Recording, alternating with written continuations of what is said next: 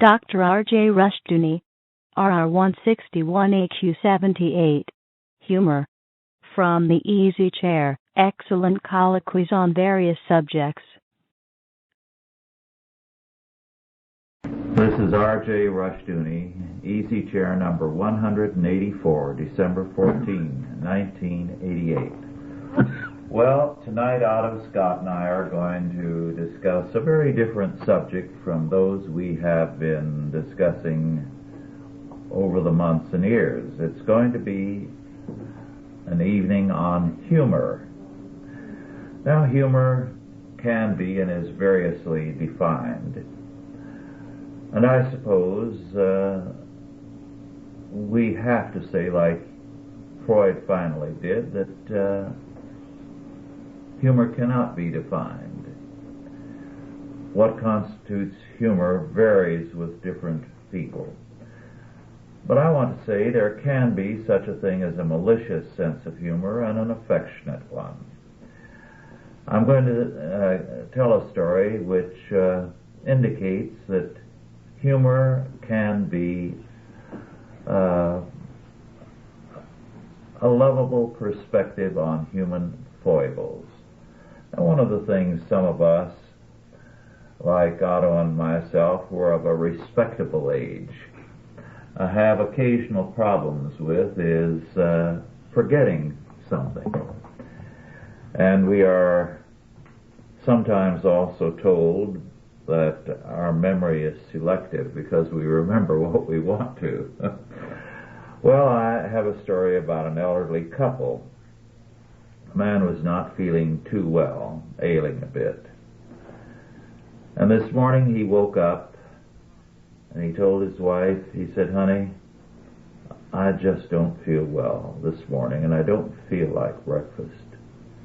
But I would like, and I think it would help me greatly, if you would bring me a dish of ice cream." And as she put on a robe and went out the door, he said, "Put some chocolate on it." And then he called out a second later, "And sprinkle some nuts on it." He waited about 10, 15 minutes, and his wife came in with a tray and some scrambled eggs and a cup of coffee. And he looked after her and bellowed, "Woman, can't you remember anything? You forgot the toast."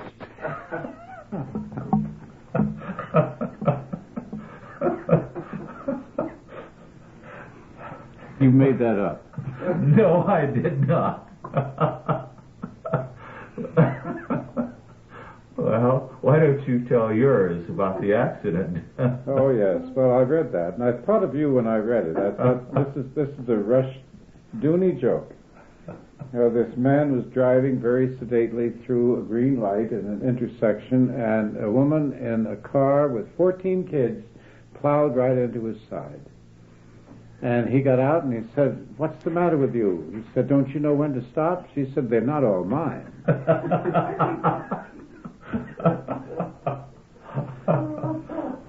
Well, now, to me, that's good humor, because it's not malicious, it's kindly, and it's an affectionate laughter at human foibles. And I think that tells us one of our problems today. We don't have any good humor. Since World War II, humor has changed quite a bit. It's a put down. It's a put down, and it's an ugly, nasty put down. I think you've called attention to the difference between the older comedians and the current ones, Otto, and I think that's important to go into. Well, it is. Will Rogers was a famous humorist. Mm-hmm. Although men of a previous generation didn't appreciate him, I did. I thought he was awfully good, and he said he never met anyone he didn't like. Mm-hmm.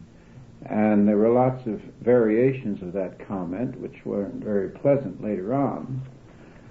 But Rogers meant it. And he brought comfort to an awful lot of people. During the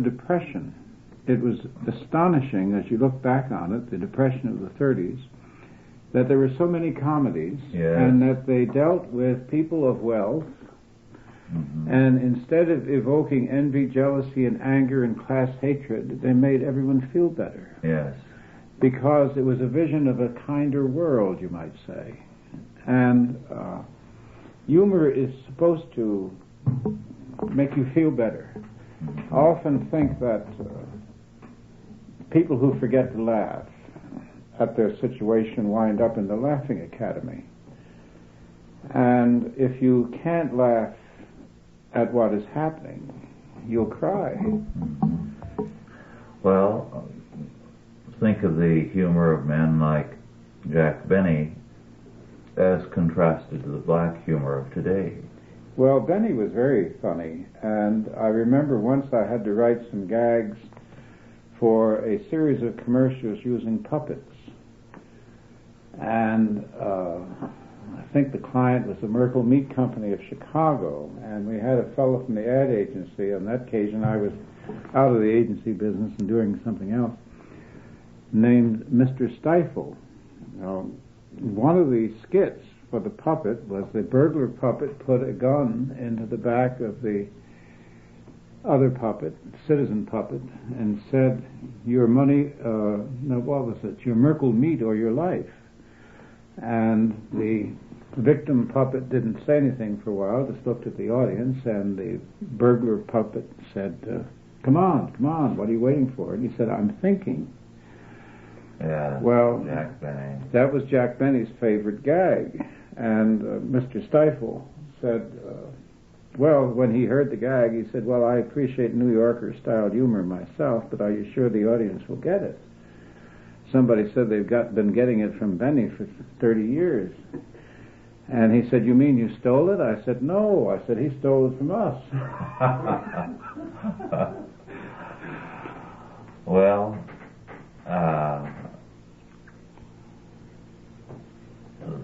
the great comedians laughed at themselves. They were all losers. Yes. That was the big thing.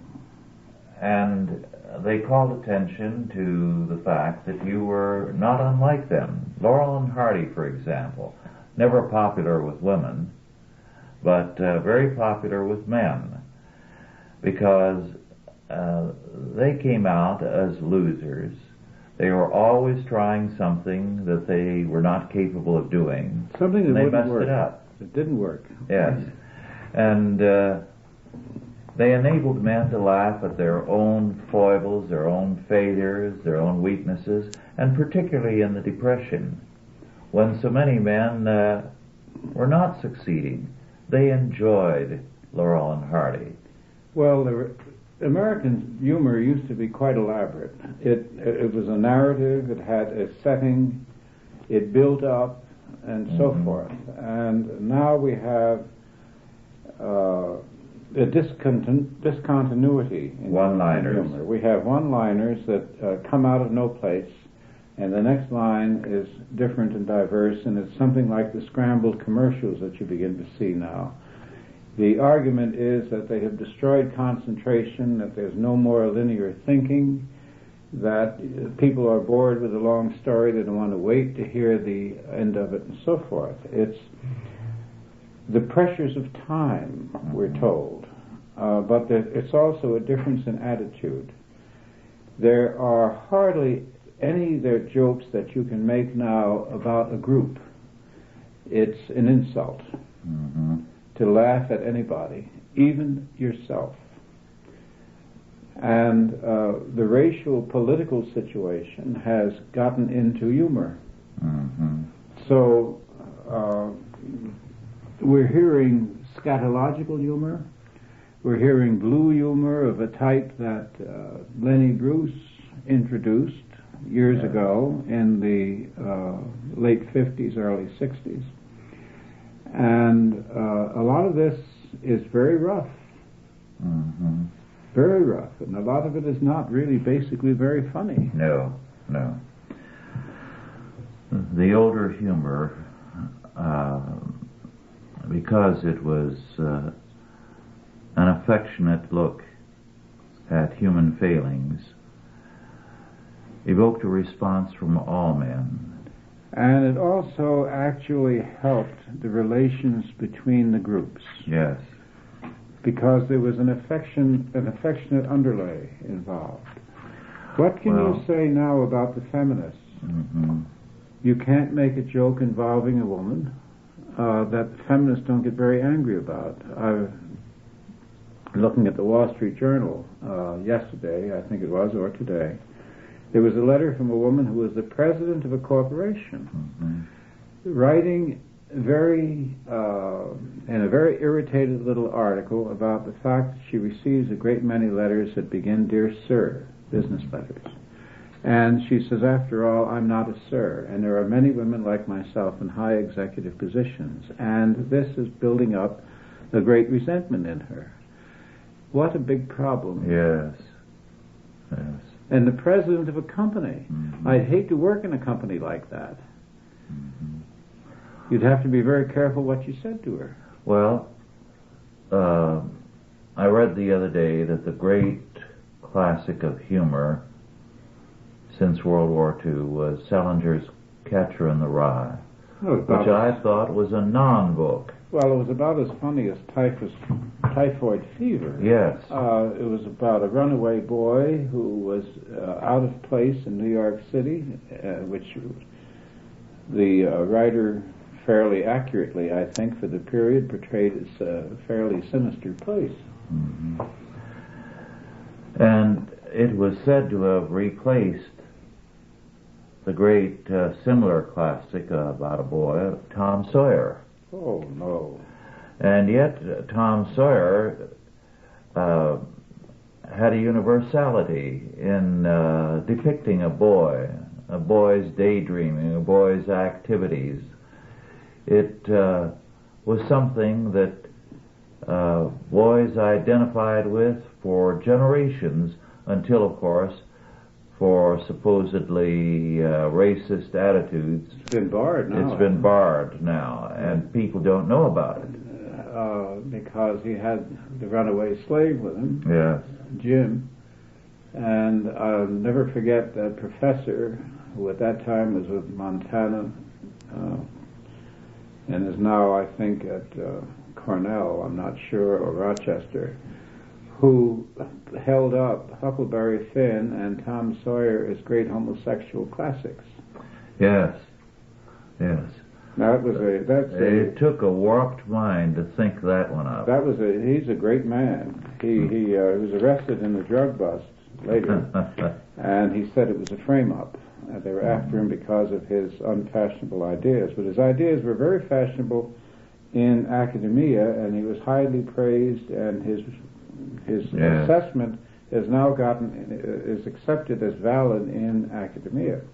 But you mentioned Freud. I read Freud's monograph on wit and humor, and I read it right after World War II when I was on a bus, a Greyhound bus, going somewhere, from somewhere to somewhere, I've forgotten now. And it made me laugh out loud while I was reading it. And I remember somebody on the bus got intrigued and said, "What is it?" And here it was, the essays of Sigmund Freud or something, and they looked at me with awe. But it was one of the most unconscious, funniest things I've ever read in my life. He had a series of jokes which he quoted, and I remember one of them. They were almost all Jewish jokes. In fact, they were all Jewish, very Jewish jokes. One was about a marriage broker who was trying to convince a young man of some substance that this girl who had no money should be just the one for him. Well, he said, you don't really... He said she has no money. Well, he said, money isn't everything. What you want is a good girl, a virtuous girl, a girl who will be able to cook, and this and that. And then he showed the picture, and he said, "Well, she's cross-eyed." Well, he said, "No." He talked that away. He talked away the fact that she had a limp. He talked away the fact she had a hump.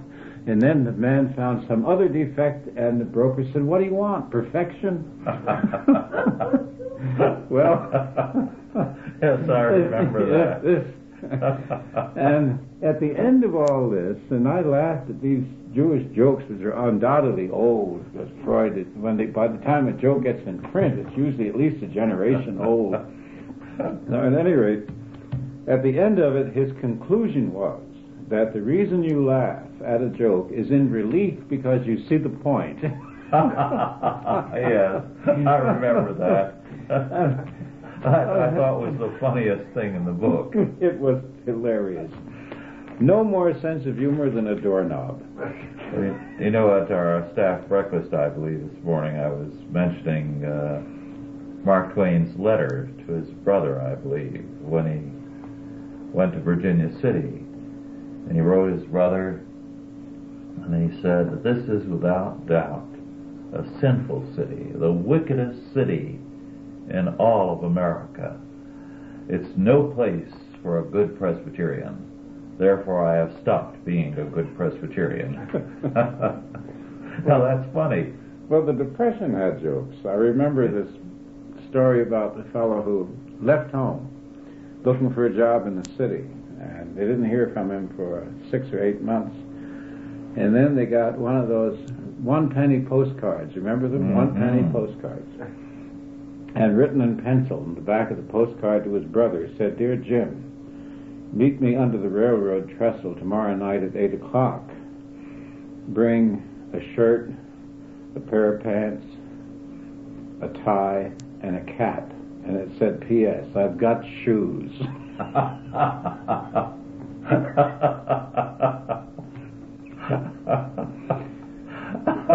This, I'd forgotten the flavor of the Depression jokes. That is a vintage one. Choice. it came out. It was part of that period. Yes. I can't forget all those old jokes, and I remember my grandfather Scott telling jokes of World War I vintage and earlier, and they were all fairly sophisticated. I mean, the one about the Frenchman, or the man in France who had a hat store. An Englishman came by and looked in the window at all the hats, and then went in and ordered what he thought was a black hat in French. But he said, instead of un noir chapeau, he said un noir copeau. And in French, that's a condom, a black condom. And the proprietor said, "Well, monsieur," he thought he was insane. He said, "Perhaps you could try the pharmacy or some other place, but we don't handle those objects." And the Englishman drew himself up and said, "Nonsense, they're all in the window, I see them." Well, then the Frenchman thought maybe he's a mild lunatic, and I'll humor him. He said, "Well, we could send out for one, if you have to have it. But I think the black," he said, "is very rare." "Why does it have?" The Englishman said, "It has to be black." He said, "Well, why should it be black?" He said, "My wife just died." He said, "Oh, what beautiful sentiment."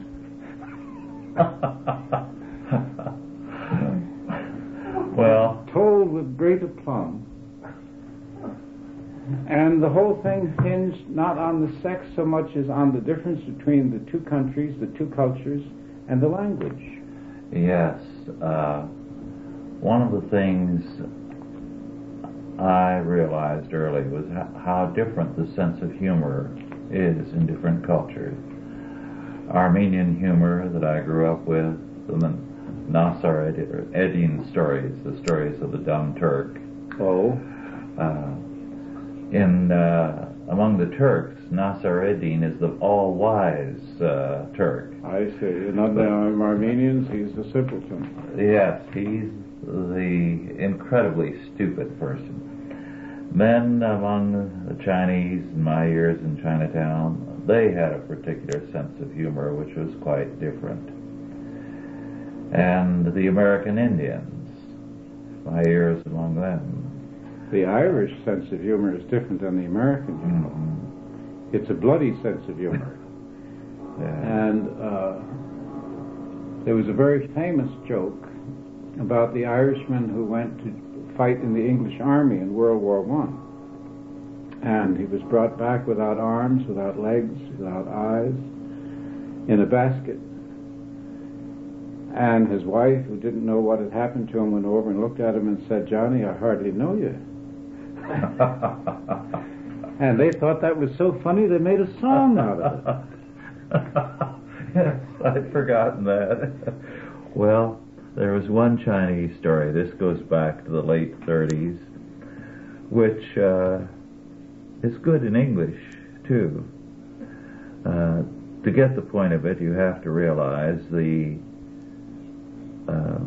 Chinese are the original and the ancient pragmatists.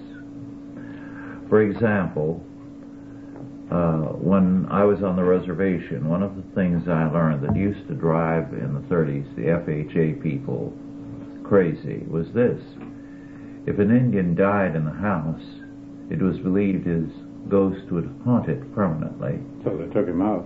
So they would take him out, but if he died before they could, they'd light a match and burn up the house. Oh, my. And on some of the reservations, the federal officer would be racing whenever he saw smoke to try to put the fire out and save the federal loan.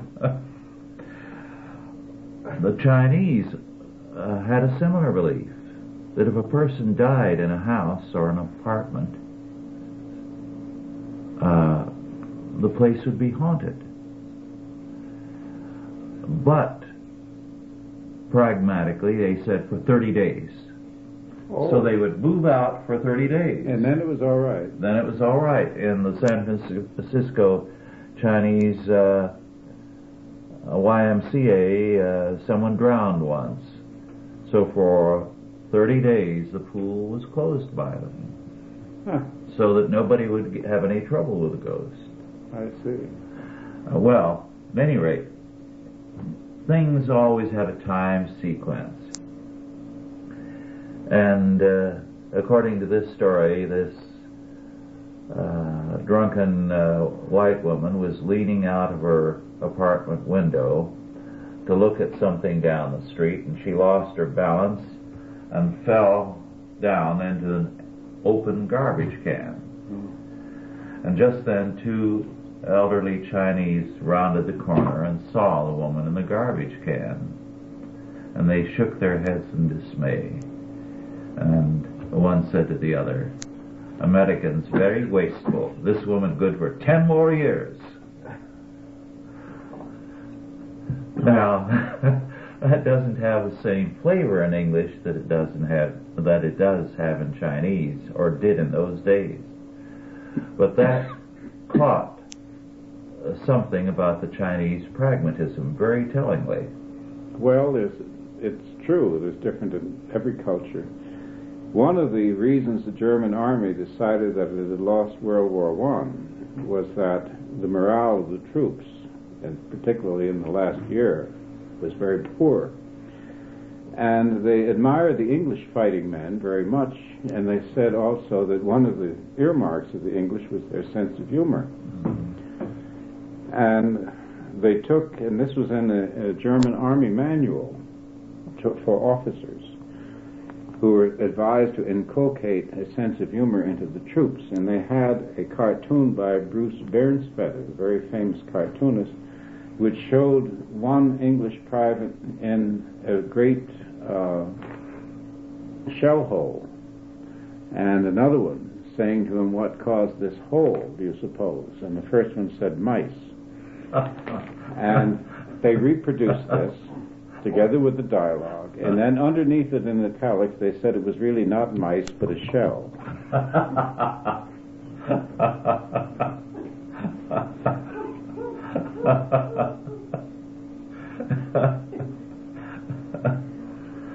Well, one of the problems today is that when you turn on television, you don't get humor anymore. Well, you do, but it's a different kind. Yes, that's right. Now,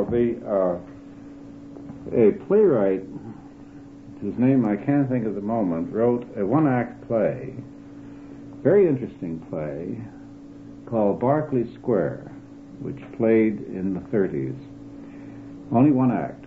And the point of the play, or the theme of the play, was that a wealthy businessman in London in the 1880s or so found in an old book a way to summon a demon.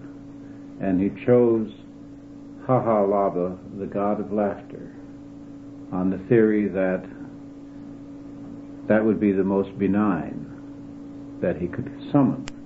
And when Ha-ha-Laba appeared and said, well, what do you want? He said, all I want is the newspaper for tomorrow, figuring that he would be able to anticipate the market and make his fortune. Unfortunately, when he saw the newspaper for the next day, it had his death listed.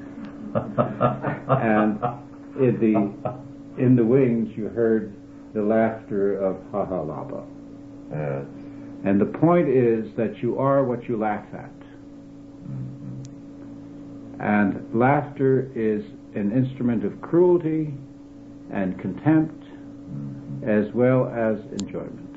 Yes. We are seeing the dark side of laughter today in the Yes. United States. And the dark side of laughter is what is being accepted in all jokes. Mm-hmm. I told a couple of jokes at a dinner party in the East one night, and there was a mixed company, and there was the young wife of a young executive present, and she came over to me afterwards and said, "Do you realize that one of those stories you told was a very sexist story? And I don't think you should be telling stories like that." And I said, "Does your husband know that you're talking to me about this?" And she looked surprised. And I said, "I don't think he would be pleased with you if he knows that you came over to scold me."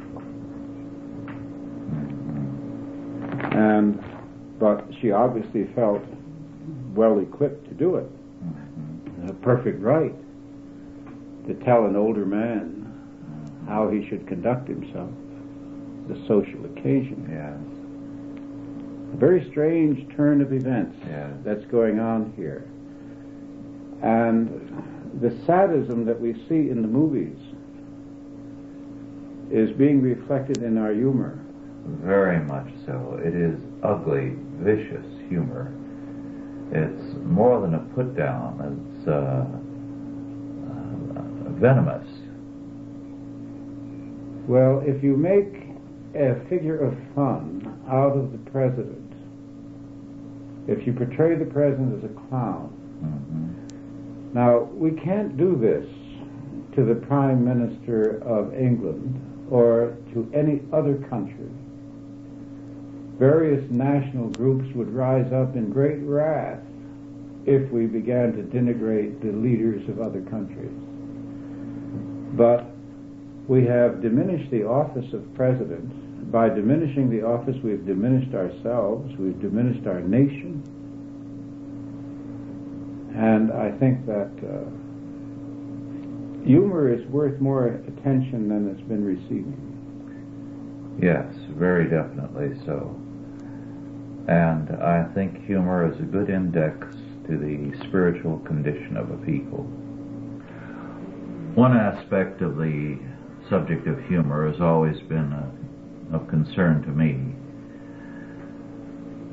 In Psalm 2, we are told of God's laughter as he views the pretensions of men. And yet we've had a vein in the Western world, within Christendom, of churchmen who have felt that levity is somehow ungodly. And this goes back to Greek Neoplatonic spirituality, which has very much warped some Christians, so that humor is frowned on, and it is seen as somehow untenable. This has cropped up in both Catholic and Protestant churches periodically, and you've had people who felt that a solemnity of a pompous, officious sort represented godliness, and that humor was somehow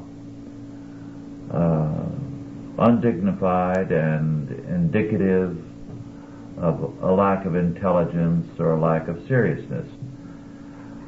But I think, to the contrary, some of the finest minds within Christendom have had a good sense of humor. I think also we need to recognize that humor is a necessity spiritually, because a good sense of humor means that you don't take yourself seriously. It means that you laugh at yourself and your own foibles and follies and pretensions. So a lack of a sense of humor can lead very directly to Phariseeism, and has again and again. No question. It's a serious defect. Yes. It's really a serious defect, because it means that you lack a certain sense of proportion. Yes. What becomes funny is what is inherently disproportionate or ridiculous in the situation. I mentioned before that humor, runs in fashions. There are fashions in jokes. You remember the knock-knock joke? Yes. And then there was a period, I think, in the late 50s of early 60s of Colonel Culpeper stories, and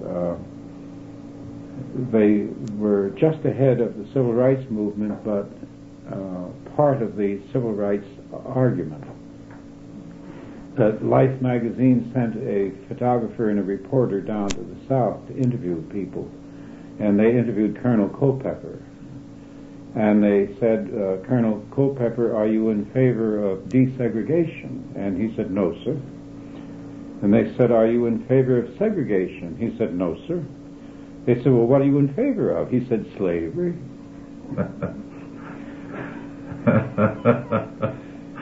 And there was a whole stream of these, and they were devastating in their effect. They interviewed a black man. They were driving along, and that fellow said, stop the car, there's a black man, he's behind a plow. Let's go over and ask him what he thinks. So they went over, and this was in the heart of Georgia, and they said to this black man behind the plow, can we ask you a couple of questions? And he said, well, he didn't know, but maybe they could. He said, well, what do you think of the community here, and how are you being treated? And he said, well, what's that thing you're holding in front of my face? He said, well, this is a tape recorder, and he said, we're going to play this tape, and your answers when we get back up north. You can say anything you like, and nobody around here is going to know what you're telling us. He said, I can say anything I like? He said, yes. So he leaned closer to the microphone, and he said, help!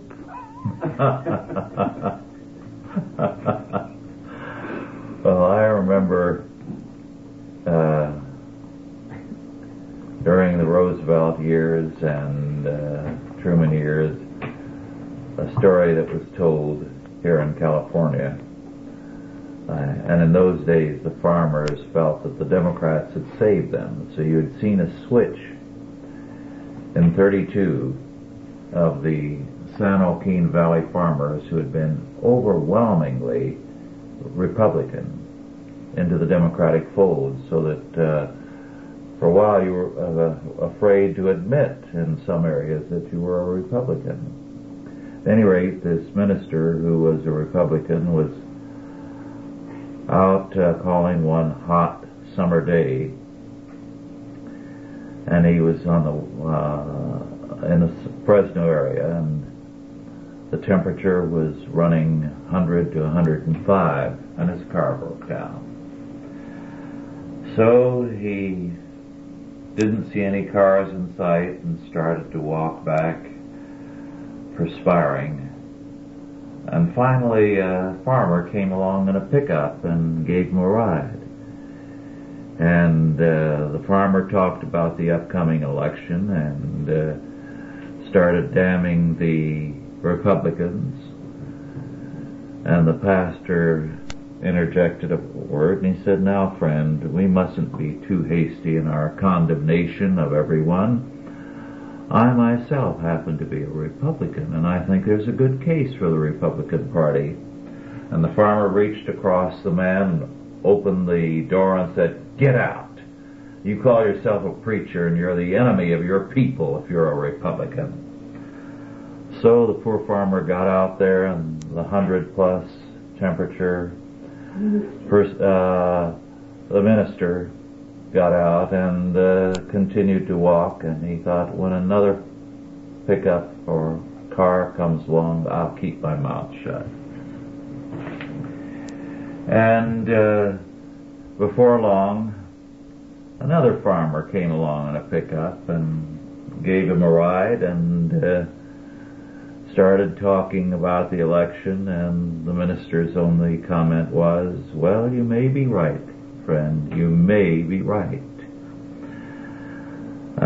So he didn't get thrown out, but then they came abreast of a melon patch, and the farmer said, "Why don't you duck under that fence and get us a melon? It's an awfully hot day and I'm thirsty." And melon would taste good. And the farmer said, the minister said, "Well, friend, I'm a minister, and I believe in God's law, and it says thou shalt not steal." And the man interrupted him angrily, and he said, "Now look, I'm giving you a ride, and all I'm saying, get one measly melon. If you don't want to get the melon, get out and walk." And he said, "Don't be hasty. Don't be hasty. I'll get it." So he started crawling under the fence, and since he was on his knees, he figured it was a good time to pray. So he prayed. He said, "Oh Lord, have mercy on me. Only 5 minutes a Democrat and already a thief."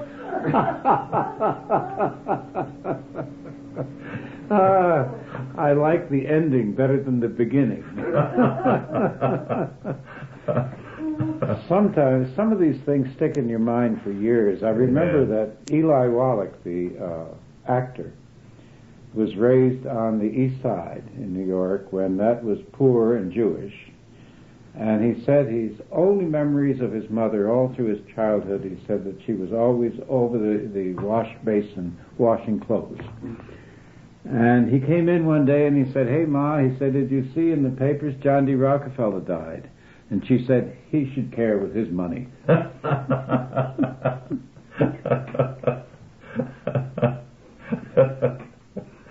Yes.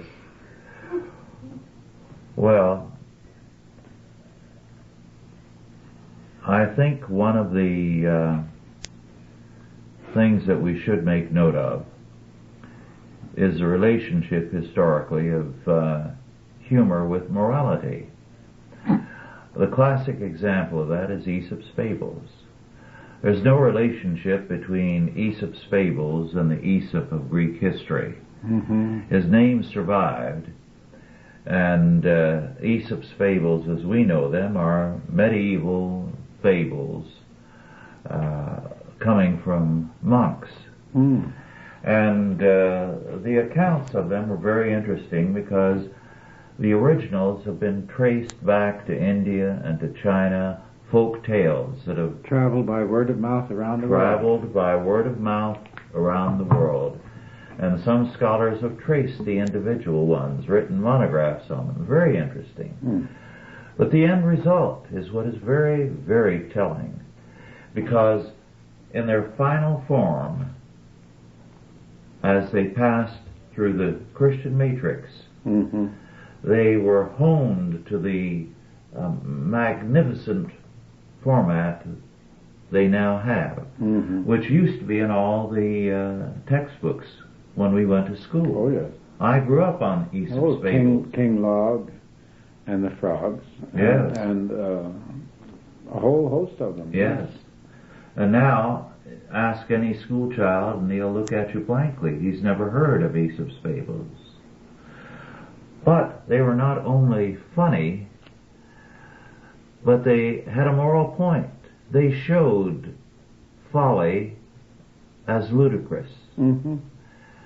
And that was very, very important in the upbringing you and I and those of our generation and countless generations before us had. Yes. They were a link. Yes. They're a link with the basic patterns of behavior. Yes. And you have now kids who don't know the difference. Yeah. Just as we spoke at an earlier tape about people who don't understand what they're sinning, we have people now who don't know when they're ridiculous. Yes. And this means that the ridiculous is parading around without self-consciousness. And look at the business of trying to create a genderless language. Mm-hmm. Do you realize that there isn't a genderless language in the whole world? No.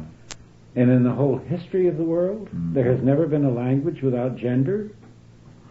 I feel that something should be done to restore Aesop's fables to schools, to Christian schools, because they do give you a perspective on life. Now, there's nothing mentioned in them about Christianity. Not directly. But there's a moral perspective in all of them that is totally Christian. No, that's true. And humor is very refreshing because you see yourself in it. Yes.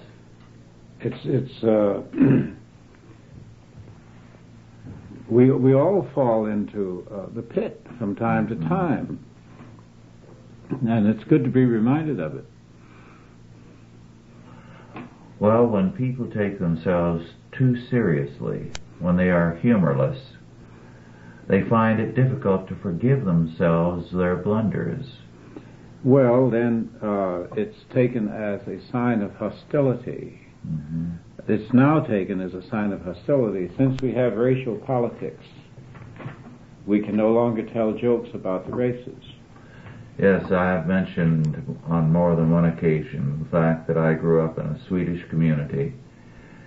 And in the 30s, there was a radio comedian, Ole Olsson. Yes, I remember him. Spoke very broken English. And it wasn't it after 1950 what? You remember that? It was a movie he made. Oh, that I didn't know. But And 1950 was the future. Mm-hmm. Everything was going to come out of machines, including babies. He said, I like the old way best. Well, nobody enjoyed Ole Olsson more than the Swedes did. Of course. They'd look forward to it. You go to school the night after he was on radio, and that was all that the Swedish kids were talking about with delight and imitating him. Well, now, today they would say that's racist humor and is poking fun at a people, but it was an affectionate thing. Well, the last stronghold of ethnic humor is the Catskills and Florida, where most of the humor is Jewish and anti-Christian. Mm-hmm. And they laugh, and I've listened to it, and I've laughed with them because I thought some of the jokes were very funny. Yes. And I heard Bill Robinson in the Cotton Club in New York, and he was a very great entertainer. He was a great tap dancer. He tap danced up a small stepladder, up one side and down the other. And while he tap danced to the music, he told jokes at the same time. And I'll never forget one joke that he told about, and I've forgotten now what the term was for his race, whether it was a colored man or a Negro. I've forgotten. So in those days, never black. That was considered an insult. Was driving a car from New York City to Florida, and he went through a red light in a town called Keep On Going, Georgia.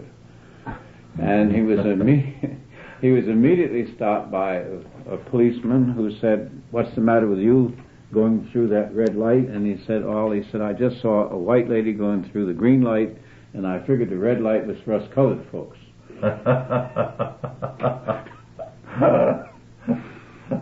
And he got the point across very neatly.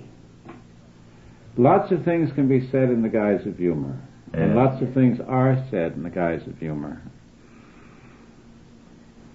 Yes. But, and the same thing is true, of course, in writing. Writing without wit is witless. Mm-hmm. Yes. And there's nothing worse. Psychiatry is humorless. There is no room in psychiatry for a joke. Everything has a secret meaning. Yes. And you know the famous one, of course, where one psychiatrist said good morning to the other, and the other one said, I wonder what he meant by that. Yes, that's very good. Very telling, too. And it means, by the way, that the world of total meaning has been transferred from the mind of God to the mind of man. That's its significance. So that psychiatry is humanism gone mad. Just about.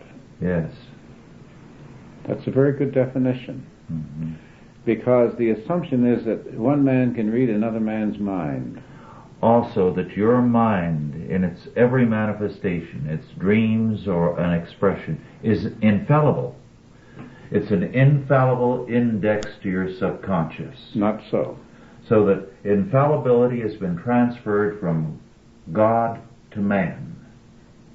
Well, you know, for a while they were saying that you subconsciously recorded everything. Mm-hmm. And that could be recalled under hypnosis. Further experiments have disclosed the fact that hypnosis simply evokes fantasies. Mm-hmm. Your mind does not recall everything because you are not omnipotent. No. And you are not infallible. Mm-hmm. And your mind is imperfect. Yes. But they haven't publicized that kind of conclusion.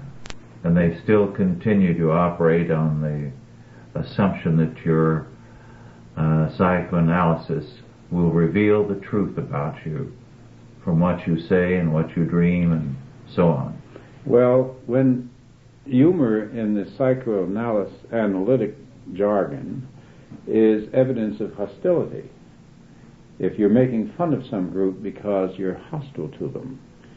So I remember various jokes in which you would simply switch the target around so that it wouldn't be the one you're talking to. They would laugh as long as it was a third party that was the object of merriment, but not their own. But humor is not. It's a safety valve. Mm-hmm. It's a release. Mm-hmm. Well, getting back to this type of psychiatric analysis, it assumes an absolute and total meaning, and that everything you say is revelatory of something or is concealing something and therefore is revelatory. Everything has significance. Yes. The Rorschach ink blot test. Yes. A series of ink blots would be shown to a person. Right. And you were to say what it was, and that would reveal something about your character. Yes. But if you looked at a particular ink blot that didn't look like anything, and you said, it doesn't look like anything to me, what are you concealing? Well, you know, the famous one, and that is that the fellow saw something sexual in every ink blot, without exception. And then when he was leaving said, by the way, Doc, where did you get all those dirty pictures? Yes.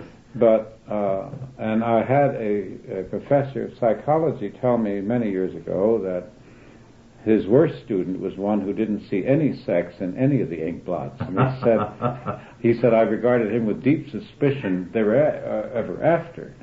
Well, I thought that was funny. Yes. Well, it's no wonder that as a result of the influence of Freud, humor has taken a very sick turn. It has political and racial and ethnic significance today that it didn't have at a time when racial and ethnic and political jokes were much more widely told than they are now. Yes. And that's an interesting thing. The American people had great freedom of speech in the 20s and 30s. Since World War II, that area of free speech has been progressively narrowed. And it's an interesting thing that as the area of speech has been progressively narrowed for reasons that only the social scientists can make sound reasonable, the humor of the country has gotten uglier. Now, presumably, the social scientists and all these new and liberating laws and equalizing laws and so forth would have led to a kinder and gentler nation, to quote Mr. Bush, and would have led to a lot more open and easy fraternity and humor. But it hasn't. We have more dissension today than we've ever had before. We have more divisiveness than we've ever had before. And we have humor that's uglier than we've ever had before. I thought the sick jokes that appeared in the wake of the nuclear accident in the Soviet Union and the sick jokes that appeared in the wake of the Ethiopian starving, oh, there were a whole flood of them. There were a whole flood of them. And they appeared within days of these stories. There's an underground humor that circulates through the United States, which is, it began quite some time back, that the real, outside of that, how did you like the show, Mrs. Lincoln? Was a mild one. Compared to the things that have been coming out since then. And you really wonder. It's really enough to make you wonder, because there is a dark side to humor. Yes, and it's the dark side we see mainly in our time. Well, I think there's a very, very important place in the Christian perspective for humor. I think one of the things that struck me very forcibly recently was that someone, when I was on a trip, said that they wished they could sit in on our staff breakfasts, because they had heard from so many people about the both intelligent discourse as well as the humor of those meetings. Well, they're somewhat like Mad Hatter tea parties, The conversation is never organized, but what surprises me is that sometimes some solid things come out. Yes. Well, this person said, you never find any good humor anywhere, and it makes you feel envious that anyone can sit in on a happy exchange. Well, I think that's true. We have professional humorists, and our comedians, I think Fred Allen was one of the last who wrote his own jokes. Now they all have writers who brainstorm jokes. Well, I believe Fred Allen was really outstanding, and his ability to laugh at himself was phenomenal. Well, I always liked his definition of a vice president on the networks. He said every morning a vice president comes to work and they place a molehill on his desk, and it's his job to build it into a mountain by 5 o'clock. Yes. Well, too many of the contemporary younger humorists are not only salacious, but they act as though they have an even dirtier story that they'd like to tell you. And they're just plain repulsive. It's interesting. I don't know how things are going in other countries, whether the humor in other countries is going the same way as ours, but I have a feeling that it is. Yes.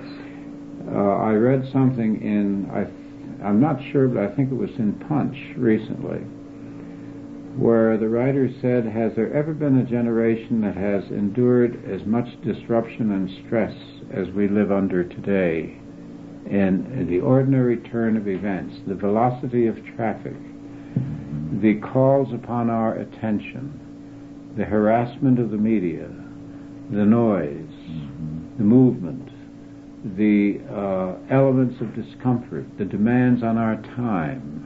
I mean, for instance, the poster that you got, that you're not going to give me a lie detector test, or if you do, I'll turn you in. And the whole business of constantly feeling that the government is after you, directing you, harassing you, instructing you, educating you, and so forth. There's one area, and we're running out of time, of humor that is remarkable in our day, the cartoonists. Some of them, like Hagar the Horrible, are very good. And I think, for example, the cartoonist for the Wall Street Journal, he had a classic recently, and I'll close with this one. It showed a man at the gates of heaven, and St. Peter looking at the records and shaking his head at the man and saying, I know that you were told the meek shall inherit the earth, but the law doesn't say anything about the apathetic. You would like that. Yes. Well, our time is up. Thank you all for listening, and God bless you. Authorized by the Chalcedon Foundation. Archived by the Mount Olive Tape Library. Digitized by ChristRules.com.